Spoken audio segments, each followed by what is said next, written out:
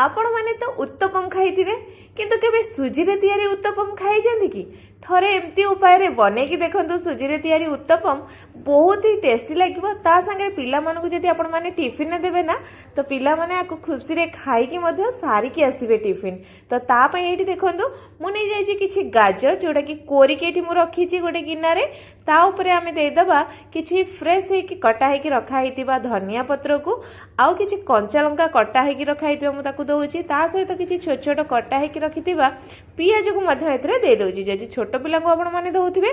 ताहाले आपण माने कंचा लंका को स्किप करि परिबे आ ता बदल रे अल्प टिके गोल मरचा ऐड कर देबे एबे एई सब परिबा को देखि कि मु लूण पकोछि आ लूणटा को एठी आपण माने ऐड कर देले एदे उत्तपम बनेबे सेते बेले बहुत ही बढ़िया टेस्ट आसीबो काई ना हम अलणा अलणा किछि परिबा लागिबोनी तो बढ़िया लागिबो तो एठी देखंतु जदि आपण माने पियाज आ धनिया पत्र को गोळे की रखिबे 5 मिनिट पर्यंत तार टेस्ट आ वासना मध्ये बहुत ही बढ़िया आसी थाए एबे एई सब को हमें मिक्स कर नबा आपण माने चाहिले एठी भृषंग पत्र मध्ये छोट छोट काटी के ऐड करि परिबे तो एटा बे साइड करके रखि नबा तो एठी देखंतु जेतु सुजी रे बनेबा तो एठी गोटे मेजरिंग कप रे मापी की मु नै जाईछि गोटे कप आउ आधा कप सुजी एठी आपण माने सुजी मोटा हो कि पतला जहाँ भी चाहिले नहीं पारिबे तो एठी मु दे दोछि 2 चम्मच अटा ता सहित गोटे चम्मच बेसन बहुत ही बढ़िया टेस्ट आसीबा ए उत्तपम रे बस ये सब देला परे अल्प किछि पानी देकी मु आकु कोन करिबा ना चिकण भाव रे ग्राइंड करके नहीं आसीबा तो एठी देखंतु एटा बढ़िया से ग्राइंड हेकी आसी जाईची किंतु एठी गोटे प्रॉब्लम अछि कोन एटा हमते अठाळिया रहिची काहे ना जेहेतु हमें माने सुजी एठी नै जे अधिक मात्रा रे सुजी रे तयारी करबा तो एटा टिके अठाळिया हे जाउची तो एबे हम कोन करबा ना सेते अल्प किछि पानी देकी टिके भलो भाव रे गोळै नबा एठी हमर आउ टिके पानी मध्ये दरकार होउची आ एठी आउ टिके मु पानी ऐड करि नेबी आ तापरे आकु भलो भाव रे हमें देखिबा आर कंसिस्टेंसी टा केमती रहिबा दरकार तो एठी पानी देकी मु ताकू भलो भाव टिके गोळे नेला परे आपण माने देखि परथिबे आर कंसिस्टेंसी केमती रहिबा दरकार माने पूरा फ्लोइंग कंडीशन एडा रहिबा दरकार माने आणटा आपण माने टिकले जेमती पूरा धार धार हेकी बोही जाय ना सेमती बोइबो तो देखि परथिबे यार कंसिस्टेंसी एमती ही रहिले पिठाटा हमर बा उत्तपमटा बहुत ही बढ़िया बनिबो तो एबे हमें कौन करिबा ना ए जो बैटर को देखि के हमें लूण दबा काहे ना आगर हमें परिवार जो सब पकेबा सेथरे लूण देइतिले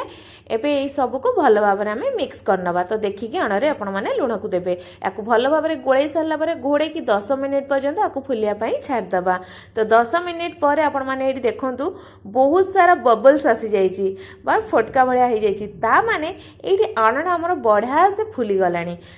तो एठी हमें कौन करिबा ना चिमुटा ही दे दबा खाइबा सोडा आपण माने चाहिले अल्प टिके बेकिंग पाउडर पके परिबे आ जेहेतु एटा हम इंस्टेंटली बनौचे ना तो टिके बेकिंग सोडा मु ऐड कले एटा टिके आउ टिके भलो भाबरे फुली की स्पंजी होबा पई नहले आपण माने जदि ऐड करिया पई चाहुना 2 घंटा आपण माने आको छाडी देबे सेमति रे देखिबे तापरे बहुत ही बढ़िया हमर स्पंजी हेकी बनेबो ए पिठाडी तो एबे तावा गरम करिकि सेथरे अल्प टिके रिफाइन तेल देकी मु ताको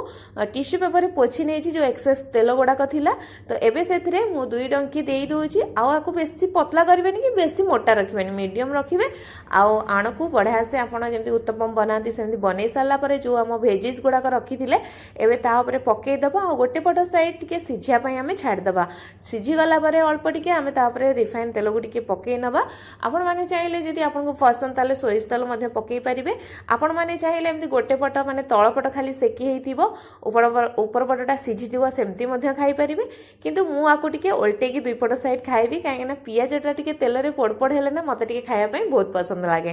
तो एठी देखंतु मु ताकू उल्टे नेछि बेसी समय लागिबनी 30 सेकंड पाखाबाकी आपण ताकू सेकिबे देखिए बहुत ही बढ़िया टेस्ट आसीबो टी क्रंची क्रंची आसीबो बहुत ही बढ़िया लागिबो एबे मु आ बिल्कुल भी तेल लगेबिनी सेइथरे ही उत्तपम बनै नेबी तो पुणी आमे सेम प्रोसेस रे कोन करबा ना आण को पके की गोल बनै नबा तापर किछि वेजिस को पके नबा आ सेटा टिके सिझी गला पर अल्प टिके तेल पके की ताकू मध्ये उल्टै नेबी मु आरपट साइड सेकिया पाई तो एठी गोटे पट साइड आमर पूरा बढ़िया से हो जाइए तो ये उल्टे नेली आउ बस 20 सेकेंड बा 30 सेकेंड भाया मुझे सेकी नौची सेकी सारापर एट देखो या मु उल्टेकी आपको ये देखी तो यहाँ बढ़िया से आमर हो गलानी तो या काढ़ी नवा तो सेम प्रोसेस मु सबतक उत्तपम को ये बनई नहीं तो ये देखो बहुत ही नरम हम बहुत ही टेस्ट लगे समस्त को एमती उपाय उत्तपम आपण मानक यदि समय नथिबो करिकि दियंतु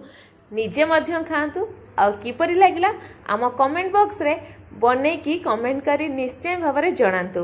ଧନ୍ୟବାଦ।